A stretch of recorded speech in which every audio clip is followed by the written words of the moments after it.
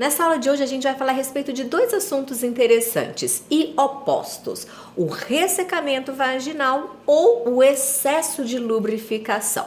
Vamos entender cada um deles. Primeiramente, a gente vai falar a respeito de ressecamento vaginal, que geralmente está associada a uma baixa de estrogênio dentro do nosso organismo. Estrogênio lá embaixo, ressecamento vaginal, que é o que acontece muitas vezes com as mulheres que estão no período da menopausa. Daí a importância, então, de nós praticarmos os exercícios, porque quando você pratica os exercícios, você tem um aumento da irrigação sanguínea local e um aumento da produção de estrogênio, ou seja, nós temos dois benefícios maravilhosos para combater aí esse ressecamento. Kátia, o meu caso é o contrário, eu não tenho ressecamento, mas pelo contrário, eu sofro, e aí a palavra utilizada pelas mulheres é sofro mesmo, de excesso de lubrificação.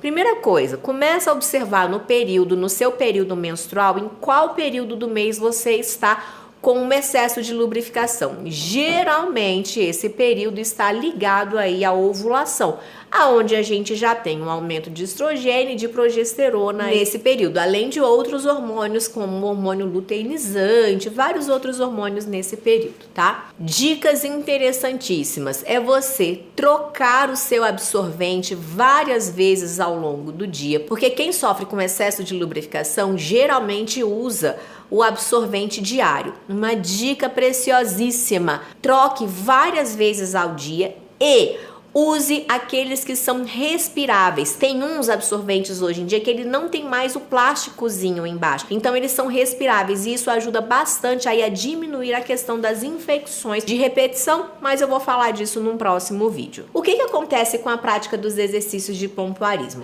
Gente, o nosso organismo ele sempre vai tender ao equilíbrio, então se você tem uma lubrificação em excesso, com a prática dos exercícios, a tendência do organismo é diminuir esse excesso de lubrificação. Já se você tem uma lubrificação muito baixa, aqui está o nosso padrão de normalidade. A tendência é que o organismo se ajuste ali assim também e a gente fique na mesma escala realmente. Para quem tem o excesso da lubrificação, duas dicas legais. Primeiro, quando a gente pratica os exercícios do pompoarismo, a gente consegue estreitar esse canal na hora do sexo. Porque uma queixa dessas mulheres é que como tá tudo muito lubrificado, algumas vezes elas perdem a sensibilidade. Então, com a prática dos exercícios, a gente vai conseguir estreitar esse canal vaginal para que essa sensibilidade, para que essa sensação seja maior. E uma segunda dica interessante é que vocês podem utilizar aí um produtinho de sex shop que são os adstringentes. Você vai utilizar algumas gotinhas do produto cerca de 5 minutos antes da relação e isso vai diminuir a sua lubrificação. Ainda falando em lubrificação em excesso, deixa eu trazer a minha vulva aqui novamente e te explicar o seguinte. Aqui embaixo nós temos algumas glândulas, duas glândulas que são as glândulas de Bartolini. E aqui em cima nós vamos ter as glândulas de Skinner. Na verdade, essas glândulas elas ficam aqui embaixo, dentro do canal vaginal. Então, a gente tem as glândulas de Bartolini e as glândulas de Skinner. Algumas mulheres, cerca de 10% da população mundial, tem uma tendência a ter um squirting, que é o que? A ejaculação feminina. Então, essas glândulas de Bartolini que ficam aqui embaixo, dentro do canal vaginal, elas vão se enchendo de líquido. E aí, quando a mulher ela tem um orgasmo, ela tem essa contração. Imagina que aqui dentro tem um balãozinho que vai enchendo de líquido. Quando essa mulher ela tem uma contração vaginal, ela aperta esse canal. Quando ela estreita, esse líquido que estava aqui dentro, ele sai. Isso é um squirting ou uma ejaculação feminina. Mitos. Kátia, mulheres que têm o squirting têm orgasmos mais intensos? Não, nada a ver, tá?